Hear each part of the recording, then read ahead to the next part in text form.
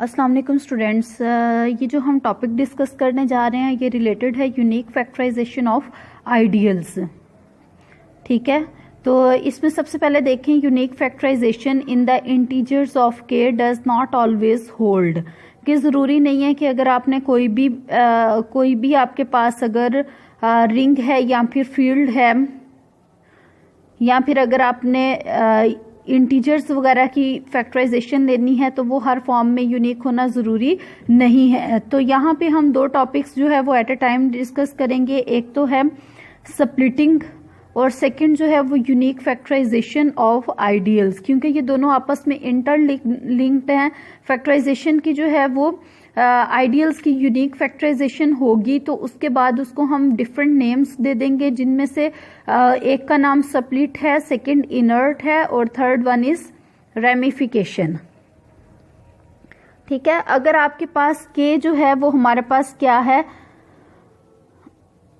Unique factorisation in the integers of K does not always hold, means अगर उसमें कोई भी यूनिक फैक्टराइजेशन है तो उसमें होल्ड करना जरूरी नहीं है। फॉर सपोज हमने ये z ऑफ -14 स्क्वायर रूट एक रिंग ली, 15 हैज टू फैक्टराइजेशंस। इसमें 15 जो है वो हमारे पास दो तरह की उसकी फैक्टराइजेशंस होती हैं। एक तो हमारे पास 3 into 5 होता है और सेकेंड जो है 1 प्लस इंटू -14 स्क्वायर रूट और 1 माइनस इंटू -14 स्क्वायर रूट। आपको पता है कि हम किसी भी नंबर को लिख सकते हैं, उसकी नॉर्म में लिख सकते हैं, that is equal to a plus a square plus b into d square. यह हम ऑलरेडी स्टडी कर चुके हैं। यहाँ पे जो है वो हमारे पास ए स्क्वायर की अगर हम बात करें तो वो 1 का स्क्वायर है और ये फार्मूला में ये जो राइट हैंड साइड है दरमियान में माइनस आ जाएगा, into -14 square root whole square है, that is equal to 1 plus 14 और वो 15 के ही इक्वल आ जाएगा। whose all factors which appears are prime। आपको पता है 3 और 5 जो हमारे पास हैं ये प्राइम है और सेकंड वाले जो हैं ये भी हमारे पास प्राइम है। द नंबर 3 डिवाइड्स दिस, जो नंबर 3 है वो राइट हैंड साइड के प्रोडक्ट को तो डिवाइड करेगा, क्योंकि अभी हमने इसको एक्सपेंड करके देखा जो कि 15 बनता है। इट मीन्स 3 जो है वो हमेशा 15 को डिवाइड करता है, but fails to divide either factor in z of -14 के रूट। लेकिन इसमें से किसी भी टर्म को जो है वो डिवाइड नहीं करता। सो 15 हमारे पास इनको तो डिवाइड करेगा, कलेक्टिवली दोनों की प्रोडक्ट को डिवाइड करेगा, लेकिन सेपरेटली इनको डिवाइड नहीं करेगा। इट मीन्स इसकी फैक्टराइजेशन जो है वो हमारे पास पॉसिबल नहीं है। So instead of working with elements in okay that is integers of Q of d square root, ठीक है, where unique factorization can fail, कि जो रिंग ऑफ इंटीजर्स है उसके जो एलिमेंट्स हैं उस पे यूनिक फैक्टराइजेशन जो है वो फेल हो सकती है।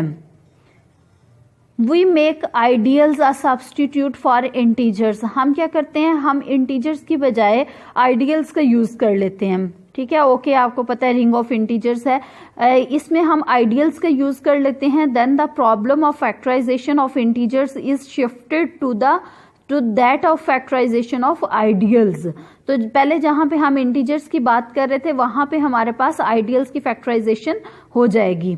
तो हम इसको डिस्कस करेंगे। इंटीजर्स की आपको पता है 3 into 5 हमारे पास यही उसकी पॉसिबल फैक्टराइजेशन है। इसको हमने फर्दर इन दो के प्रोडक्ट में भी लिख लिया, अभी हमने देखा। इट मीन्स ये जो है 3 into 5 को हम इस फॉर्म में भी लिख सकते हैं, लेकिन 15 जो है वो एक दोनों की प्रोडक्ट को तो डिवाइड करता है, दोनों को सेपरेटली जो है वो डिवाइड नहीं करता। इट मीन्स इसकी ये जो फैक्टराइजेशन है वो हमारे पास पॉसिबल नहीं है। तो जरूरी नहीं है कि हर केस में आपके पास एक फैक्टराइजेशन आ जाएगी, ऐसा भी पॉसिबल है कि हमारे पास फैक्टराइज करना ही पॉसिबल ना हो। तो यूनिक फैक्टराइजेशन जो है वो किसकी एग्जिस्ट करती है, आइडियल्स की एग्जिस्ट करती है। आइडियल्स की डेफिनेशन से हम ऑलरेडी फेमिलियर है, हमने स्टडी किया था कि अगर आई जो है वो कोई भी नॉन एम्प्टी सेट है उसको आइडियल कहेंगे। अगर उसका कोई एलिमेंट लें और रिंग का कोई एलिमेंट लें, दोनों को मल्टीप्लाई करें तो वो हमारे पास आइडियल में चला जाए। यहाँ पे हमने ए को आइडियल से डिनोट किया, तो यहाँ पे आपको एक प्रॉपर्टी नजर आ रही होगी lambda alpha plus mu beta. Basically ये हमारे पास वही जो हमने प्रॉपर्टी ऑलरेडी रीड आउट की हैं वही वाली हैं। सिंपली यहाँ पे क्या हुआ है, दोनों के जो है वो कॉम्बिनेशन ले लिए हमने, तो आपने कंफ्यूज नहीं होना। ये सेम पहले वाली ही प्रॉपर्टी है उसमें हम करते थे कि ए आर जो है वो हमारे पास कैपिटल ए से बिलोंग करे। तो देखें ए जो थी वो हमारे पास आइडियल भी है। आइडियल आपको पता है हर आइडियल रिंग होता है, इट मीन्स वो एडिशन की सारी प्रॉपर्टीज को सेटिस्फाई करेगा। तो डेफिनेटली अगर आप कोई से दो एलिमेंट्स भी उसके लेंगे तो उनको अगर ऐड करते हैं तो वो भी उसी में जाएगा। ठीक है, इसको एक दफा रिवाइज कर लें ताकि आपकी अंडरस्टैंडिंग जो है वो मजीद स्ट्रांग हो सके। अच्छा स्टूडेंट्स, देखें कॉल्स भी दरमियान में चलती रहती हैं फिर। अच्छा चलें देखें, let K be an algebraic number field a set A of integers in K is an ideal. इसको आइडियल कहेंगे। आइडियल की एक डेफिनेशन हमने ऑलरेडी की थी कि अगर आपके पास ए उस आइडियल से बिलोंग करता है और आर जो है वो कैपिटल आर से बिलोंग करता है, तो हमारे पास आर को अगर आप लेफ्ट या फिर राइट से मल्टीप्लाई करें तो आपके पास इस आई में चला जाए तो वो आइडियल होता है। तो आप देखें बेसिकली हमने क्या किया, स्केलर मल्टीप्लीकेशन उसमें देखी है ना। तो अगर आप इस फॉर्म में भी देंगे तो ये डेफिनेशन तो वही रहेगी। फर्क कहाँ पड़ेगा कि जहां हमने एक एलिमेंट के लिए चेक किया था वहां हम दो एलिमेंट्स के लिए चेक कर लेंगे। ठीक है, नेक्स्ट हम देखते हैं बेसिस क्या होती हैं आइडियल में। A set of integers w1, w2 and so on wr in A is said to form a basis for A। Basis की डेफिनेशन आप लोगों ने ऑलरेडी भी की हुई है कि किसी सेट के लिए कोई उसका सबसेट बेसिस तब कहलाता है अगर हम उस सेट के हर एलिमेंट को जो है वो उन बेसिस के एलिमेंट्स के लीनियर कॉम्बिनेशन में लिख सकें। या फिर अगर आप वर्डिंग की फॉर्म में देखें, A is said to form a basis for capital A if every element alpha belongs to A can be uniquely represent in the form। Her element को अगर हम बेसिस के लीनियर कॉम्बिनेशन में लिख सकें, सी आईज जो हैं वो हमारे पास कोई ना कोई कॉन्स्टेंट्स हो या फिर आप इनको रैशनल इंटीजर्स भी कह सकते हैं, अगर इनके लीनियर कॉम्बिनेशन में लिख सकें तो ये हमारे पास बेसिस कहलाती हैं। नेक्स्ट एक रिजल्ट है हमारे पास एन आइडियल ए हमारे पास एक आइडियल है जो कि नॉन जीरो है, consisting of zero alone. Means ऐसा आइडियल जो जीरो आइडियल नहीं है in a field K has a basis w1, w2 and so on wr। इसकी जो बेसिस हैं हमारे पास उसमें r एलिमेंट्स हैं, then r must be equal to n। Means जितने भी किसी भी फील्ड में जितनी उसकी बेसिस की एलिमेंट्स की जो तादाद होगी वो हमारे पास n के इक्वल होगी। n क्या है, degree of the field. Means ये बहुत इंपॉर्टेंट रिजल्ट है हमारे पास कि अगर कोई नॉन जीरो आइडियल है किसी भी फील्ड के का तो उसमें बेसिस की जो तादाद होगी वो हमारे पास डिग्री ऑफ द फील्ड के इक्वल होगी, n के इक्वल होगी। तो इसकी स्टेटमेंट ही काफी है, या फिर प्रूफ देख लेते हैं।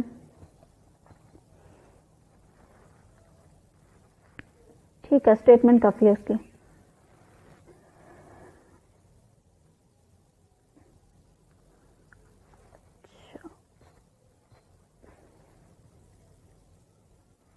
अच्छा चलिए इसका प्रूफ देख ही लेते हैं। इसमें क्या है हमारे पास, इसमें r जो है वो नंबर ऑफ एलिमेंट्स हैं बेसिस में। हमने ये शो करना है कि ये n के इक्वल है। n क्या है हमारे पास, डिग्री ऑफ द फील्ड है, ये हमारे पास डिग्री ऑफ द फील्ड के इक्वल है। इसको हम किस तरह से देखते हैं,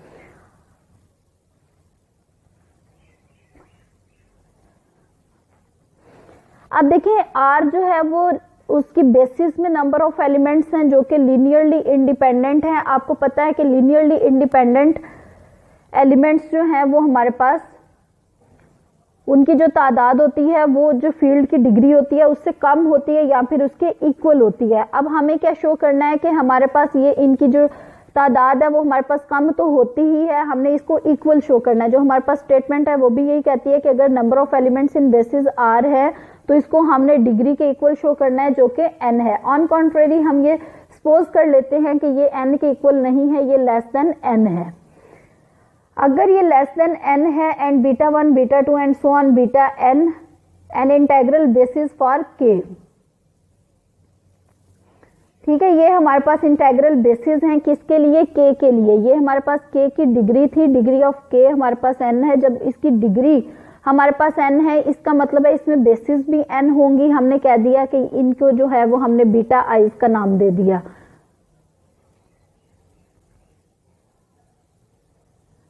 if alpha belongs to A different from 0, अगर हम एक अल्फा लेते हैं जो कि ए से बिलोंग कर रहा है, जिसकी बेसिस की बात हमने करनी है, जो कि डिफरेंट फ्रॉम 0 है, then alpha into beta 1, alpha into beta 2 and so on alpha into beta n. अगर हम बीटा के सारे एलिमेंट्स के साथ इन अल्फाज को मल्टीप्लाई करते हैं तो उस केस में ये क्या होता है, are linearly independent and belong to A. ये एक रिजल्ट है कि ये भी हमारे पास लीनियरली इंडिपेंडेंट होगा। In account of their linear independence they form a basis for K, क्योंकि वो लीनियरली इंडिपेंडेंट हैं और इसलिए वो बेसिस भी हैं। इसका मतलब है कोई भी एलिमेंट अगर हम इसका लेंगे तो फिर हम इसको डब्ल्यू आई, जो कि हमारे पास ए की बेसिस हैं, उसके लीनियर कॉम्बिनेशन में लिख सकते हैं, क्योंकि ये वाले जो एलिमेंट्स हैं अल्फा जब ए से बिलोंग कर रहे हैं तो आइडियल की डेफिनेशन को हम अप्लाई करेंगे। बीटा आइज हमारे पास आर के से बिलोंग कर रही हैं, इट मीन्स ये आइडियल की डेफिनेशन को सेटिस्फाई कर रही हैं, तो ये आइडियल के ही एलिमेंट्स बन रहे हैं, क्योंकि आइडियल की ये कंडीशन होती है कि ये भी हमारे पास ए में जाना चाहिए। तो आप देखें अगर ये ए में जाता है तो इसके किसी भी आर्बिट्रेरी एलिमेंट को हम बेसिस के एलिमेंट्स के लीनियर कॉम्बिनेशन में लिख सकते हैं जो कि डब्ल्यू आईज हैं। तो इसको कोई भी हमने आर्बिट्रेरी एलिमेंट ले लिया अल्फा बीटा जे, इसको हमने लिख दिया summation i from 1 to n alpha i j into डब्ल्यू आई, वेयर वी डिफाइन डब्ल्यू i to be 0 for i r से एन के दरमियान। अगर वो लाई करता है तो वो हमारे पास, क्योंकि हमने कहा कि ये लेस देन एन है, तो ये जो हमने डिफाइन किया है ये 0 होगा किस केस में, जब आई, ये जो आई है वो हमारे पास आर और एन के इन बिटवीन लाई करेगा। ठीक है, उसके बाद यहाँ पे हम कुछ डिस्क्रिमिनेंट की ये प्रॉपर्टी अप्लाई कर रहे हैं। दोनों तरफ अगर हम यहाँ पे डेल अप्लाई करते हैं, discriminant, del stands for discriminant, ये हमारे पास इसमें डिस्क्रिमिनेंट के लिए स्टैंड करता है। इसको नेक्स्ट हम डिटेल में भी स्टडी करेंगे। ठीक है, del of alpha beta 1 and so on alpha beta n. तो आपको पता है अल्फा आईज जो है वो सब में इंक्लूड हो रहे हैं। डिस्क्रिमिनेंट की ये प्रॉपर्टी होती है कि वो हमारे पास अल्फा आई जे उनका स्क्वायर होके हमारे पास बाहर आ जाएगा, और बाकी ये बेसिकली ये दोनों तरफ अप्लाई हुआ है ना, इसके साथ भी अप्लाई हुआ है और इसके साथ भी अप्लाई हुआ है। अल्फा आई जे सबके साथ है, तो इट मीन्स हम इसको बाहर जब हमने निकालना है तो इसका स्क्वायर होके बाहर आ जाएगा, कांस्टेंट का स्क्वायर होके बाहर आ जाएगा, और बाकी ये जो डब्ल्यू आईज है उनका डिस्क्रिमिनेंट। अब देखें but del of W1 W2 and so on WN that is equal to WN की तो हम बात कर रहे हैं, और हमने क्या कहा था कि R जो है वो लेस देन N है। ठीक है, इसमें हमारे पास इसके साथ कुछ जीरोस ऐड करना पड़ेंगे, क्योंकि हमने कहा था ये उन तमाम आईज जो कि R और N के इन बिटवीन होंगे, उन सब के लिए हमारे पास WI जो है वो 0 है। इट मीन्स यहाँ पे बाकी सारे एलिमेंट्स 0 होंगे, और ये भी डिस्क्रिमिनेंट की प्रॉपर्टी है कि अगर किसी एक रो या फिर कॉलम में 0 हो जाता है तो वो हमारे पास 0 आ जाएगा। इट मीन्स ये वाला भी 0 के इक्वल आ गया। A contradiction to the fact that the discriminant of a basis is never 0। अब ये भी एक रिमार्क है कि किसी भी बेसिस का अगर आप डिस्क्रिमिनेंट फाइंड आउट करते हैं तो वो कभी भी 0 नहीं होता। इट मीन्स जो हमने सपोज किया था कि R लेस देन N है वो रॉन्ग है, और in fact R is equal to N है, ये हमने प्रूफ कर दिया। नेक्स्ट एग्जांपल है हमारे पास the ideals in K is equal to Q of D square root. इसमें जो आइडियल होगा algebraic field of degree 2 has form this P is equal to A plus B into D square root. ये हमारे पास P comma है, इस form का ideal होता है। ये हम इसको डिटेल में स्टडी करेंगे, आइडियल की स्प्लिटिंग के फॉर्म में और फैक्टराइजेशन के फॉर्म में, इसकी डिटेल्स में हम जाएंगे। वो तो सिंपली था कि क्वाड्रेटिक नंबर फील्ड का जो आइडियल होता है वो उस फॉर्म में होता है। अब देखें अगर हम Q ऑफ I क्या होता है, गॉसियन इंटीजर्स की अगर हम बात करें, गॉसियन इंटीजर्स ये डिटेल में हमने की हुई है, इनको एक दफा रिवाइज करें। गॉसियन इंटीजर्स की अगर हम बात करें तो उसमें आइडियल्स किस फॉर्म में होंगे, the ideals in Q of I consist of all integers of the form 2A plus 2BI। ए भी हमारे पास Q से बिलोंग करेंगे, रैशनल्स होंगे। 2A प्लस 2BI, 2 से जनरेट होने वाले आइडियल में किस तरह के एलिमेंट्स होंगे, 2A प्लस 2BI। ये आपने इनकी स्टैंडर्ड फॉर्म्स याद रखनी है।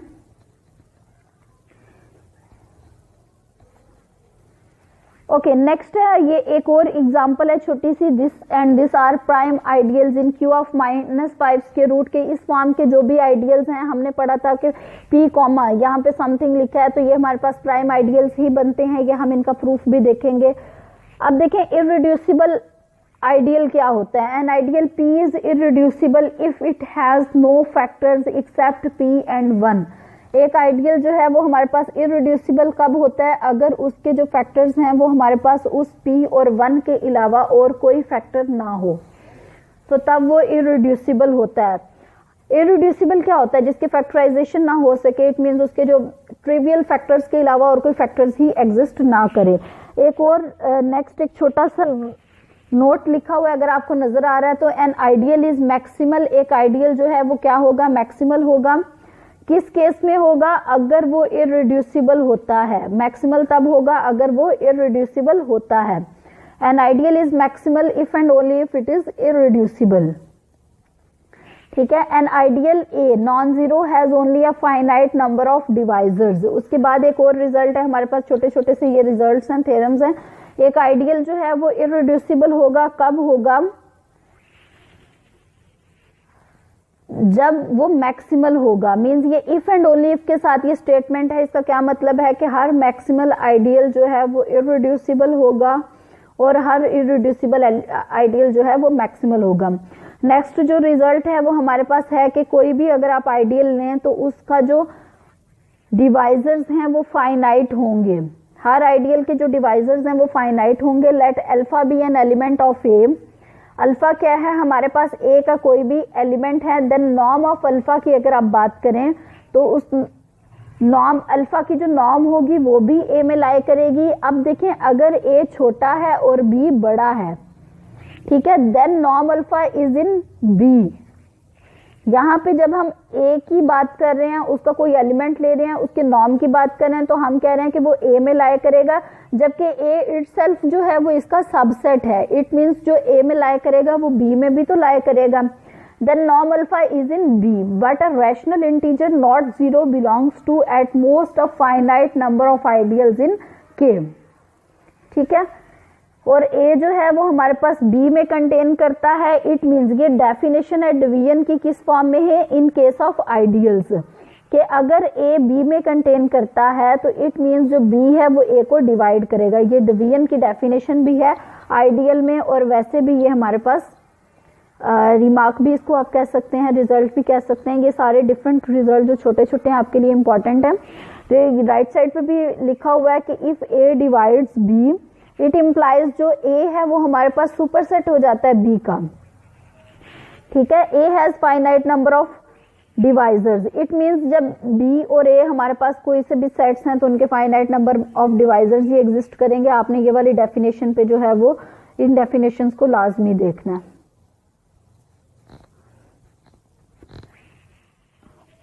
ओके नेक्स्ट हम देखते हैं, among the divisors of A choose one different from one with the smallest number of divisors, call it p. Then p is maximal. If it were not there would be an ideal p dash. ये देखें ये maximal कब होगा, अगर आपके पास, हम इसको graphically जरा देख लेते हैं, एक ये आइडियल है और एक सपोज कर ले ये आपके पास ये फील्ड है या फिर रिंग है, जो भी आपके पास यहाँ पे आर है, ये आइडियल है, इसको हमने मैक्सिमल कहना है। ये मैक्सिमल आइडियल कब होगा, जब इसके दरमियान में कोई और आइडियल एग्जिस्ट ना करे, यहाँ पे कोई और आइडियल एग्जिस्ट ना करे जो कि इसके इन बिटवीन हो।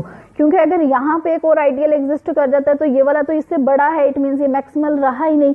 तो यही चीज यहाँ पे कही गई है, it will not would be an ideal P dash जो कि 1 के इक्वल ना हो। An ideal p dash not equal to 1 such that p dash जो है वो हमारे पास p से बड़ा हो जाता है। अगर आप इसको p डैश का नाम दे रहे हैं तो ये इस p से बड़ा हो जाए। And p dash is not equal to p, कि ऐसी कोई कंडीशन एग्जिस्ट ना करे, तो तब हम इसको मैक्सिमल आइडियल की वैसे भी हमने डिटेल में डेफिनेशन की है।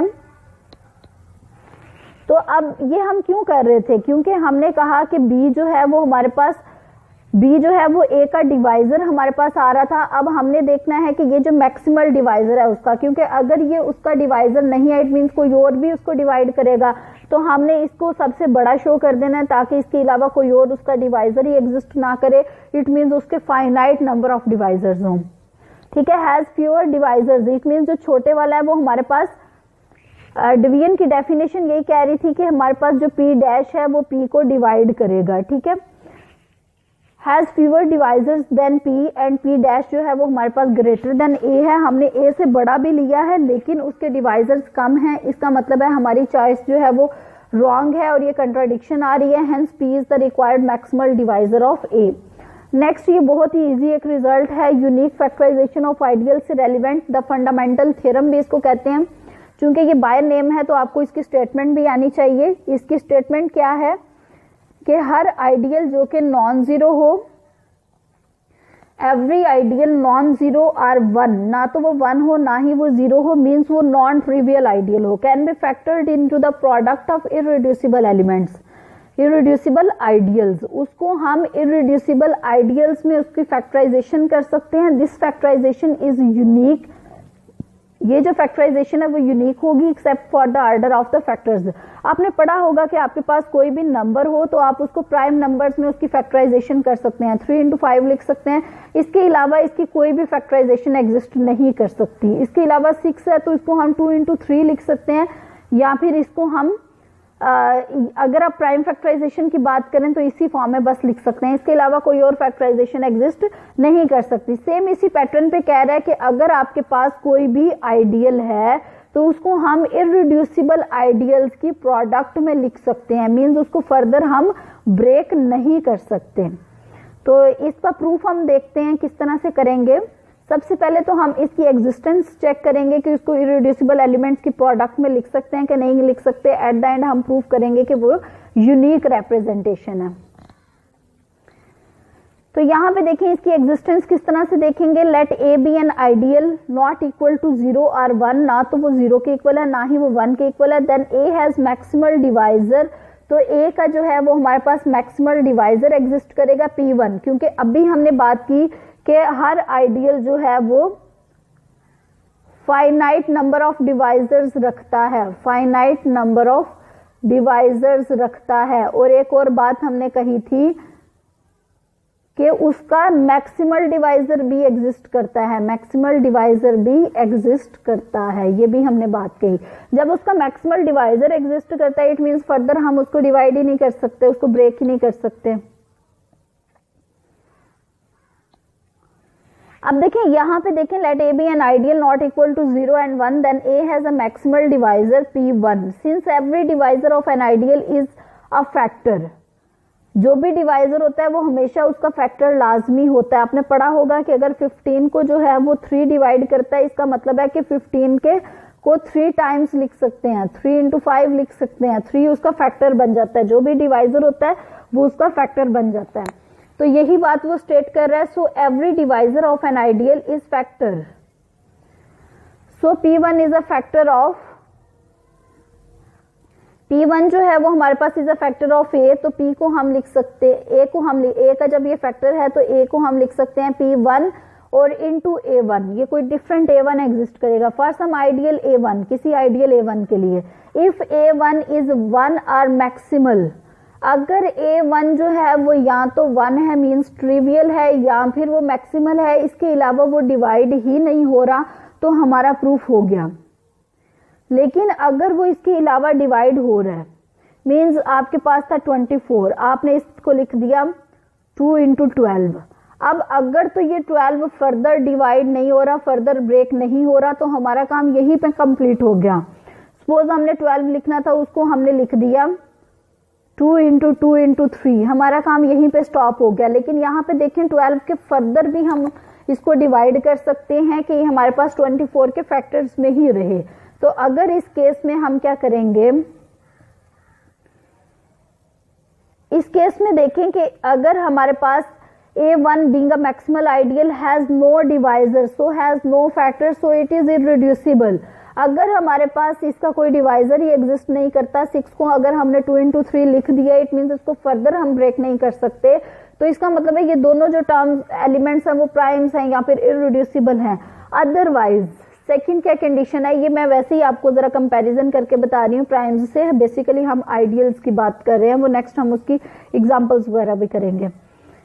Otherwise if A is neither one, ना तो वो ट्रिवियल है नॉर मैक्सिमल, ना वो मैक्सिमल है, then A1 has maximal divisor P2 which is its factor. तो इसका मतलब है कि A1 की अगर हम बात करें तो उसका एक और डिवाइजर एग्जिस्ट करता है A2। A1 को हम लिख सकते हैं P2 into A2 for some ideal A2 के मीन्स अगर आपके पास 12 था उसको हमने 3 इंटू 4 लिख दिया। 4 की अगर फर्दर फैक्टराइजेशन 2 इंटू 2 हो सकती है, इसका मतलब है हम इसको किस फॉर्म में लिख सकते हैं, P2 A2 की फॉर्म में लिख सकते हैं फॉर सम आइडियल A2। अब देखें इसको जो है वो हमने ऊपर वाली इक्वेशन में रिप्लेस कर देना है।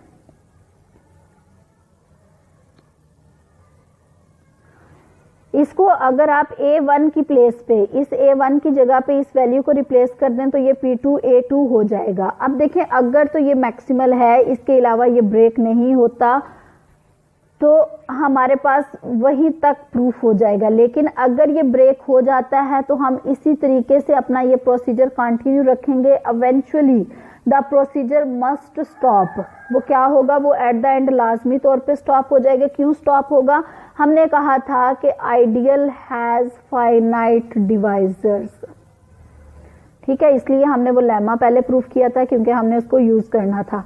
हमने कहा था कि आइडियल के जो है वो फाइनाइट डिवाइजर्स होते हैं। जब उसके फाइनाइट डिवाइजर्स होते हैं इट मींस डिफरेंट उसके हमारे पास फैक्टर्स आते आते डिवाइड्स इट्स प्रेडिसेसर, जो पिछले को डिवाइड करते जाएंगे। So has fewer factors than the predecessor, उसके फैक्टर्स कम होते होते हमारे पास एंड पे आर नंबर ऑफ फैक्टर्स रह जाएंगे। इट मींस किसी भी आइडियल ए को जो है वो हम लिख सकते हैं r number of ideal irreducible ideals की प्रोडक्ट में। इररिड्यूसिबल का वर्ड यूज करना बहुत जरूरी होता है क्योंकि जब तक आप इररिड्यूसिबल का वर्ड यूज नहीं करते इट मींस उसकी फर्दर फैक्टराइजेशन भी पॉसिबल है, जो कि हमारी कंट्राडिक्शन हो जाएगी। और हमने कहा था कि हर इररिड्यूसिबल एलिमेंट आइडियल जो है वो मैक्सिमल होता है। इट मींस ये हमारे पास हर पी आई जो है वो इररिड्यूसिबल भी हैं और ये मैक्सिमल भी हैं। अब हमने बात करनी है यूनिकनेस की। यूनिकनेस प्रूफ करने का क्या तरीका होता है हमारे पास, ऑन कॉन्ट्रेरी हम सपोज कर लेते हैं to prove the uniqueness of A, suppose on contrary that A has 2 factorisation, A की 2 फैक्टराइजेशन है इनटू इररिड्यूसिबल आइडियल्स। एक फैक्टराइजेशन जो है वो हमारे पास A is equal to P1 P2 and so on PR है। दूसरी फैक्टराइजेशन जो है वो P1 dash P2 dash and so on P3 dash है, सो ऑन PS डैश। एक को हमने R नंबर ऑफ एलिमेंट्स कह लिया और एक को S नंबर ऑफ एलिमेंट्स कह लिया, मींस इनकी फैक्टराइजेशन डिफरेंट है, जिसमें हमने कह दिया कि S जो है वो ग्रेटर देन इक्वल टू 1 है, क्योंकि अगर दोनों इक्वल हो जाते हैं तो हमारे लिए तो कुछ प्रूफ करने वाला ही नहीं रह गया।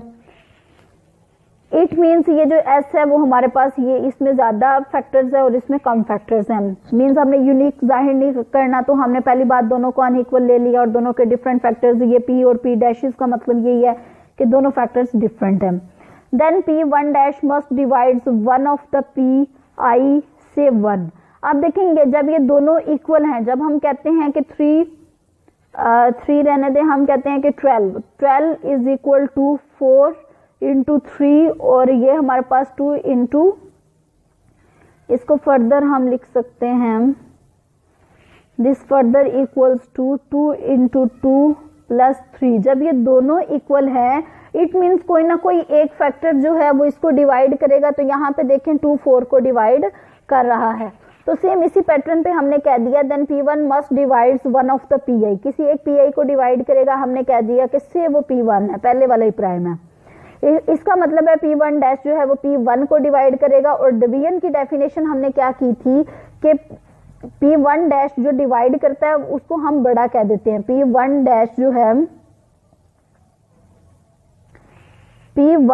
जो है वो हमारे पास ग्रेटर देन P है, ठीक है। ऐसे ही हमने करते करते ये सारे फैक्टर्स जो हैं वो माइनस करते जाएंगे, एट द एंड दोनों इक्वल रह जाएंगे। अब देखें बट P1 इज मैक्सिमल, जबकि हमने तो कहा था कि P1, ये P1 है, यहाँ पे P1 जो है वो मैक्सिमल है एंड P1 डैश जो है वो ना तो 1 के इक्वल है इट मीन्स वो 1 के इक्वल नहीं है, तो ये दोनों आपस में इक्वल होंगे। इसका मतलब है जब ये दोनों आपस में इक्वल हो गए तो हमने इस इक्वेशन में जब ये P1 जो है, जब ये P1 जो है ये P1 डैश के इक्वल आ जाएगा, ये वाला P1 डैश के इक्वल आ जाएगा, तो इट मीन्स ये दोनों कैंसल आउट हो जाएंगे और बाकी जो फैक्टर्स हैं वो हमारे पास R-1 और S-1 फैक्टर्स रह जाएंगे। सेम इसी पैटर्न पे हम P2 के लिए बात करेंगे। P2 के लिए बात करेंगे कि अगर जब आप इसमें से कैंसिल करेंगे तो P1 दोनों का खत्म हो जाएगा। We can repeat this procedure until the factors on left hand side are exhausted. Suppose there remain a factor pi dash on right hand side. हमने जब कहा था कि s greater than equal to r है, it means यहाँ पे कम से कम कोई एक फैक्टर एक्स्ट्रा होगा, कोई एक फैक्टर एक्स्ट्रा होगा ना, जबकि यहाँ पे सारे कैंसिल होते होते P2 के साथ ये हो जाएगा, P3 के साथ ये कैंसिल होगा एंड सो ऑन। चलते चलते जब r जो है वो लेस है, इट मीन्स यहाँ पे PR होगा जो कि इससे कैंसिल हो जाएगा।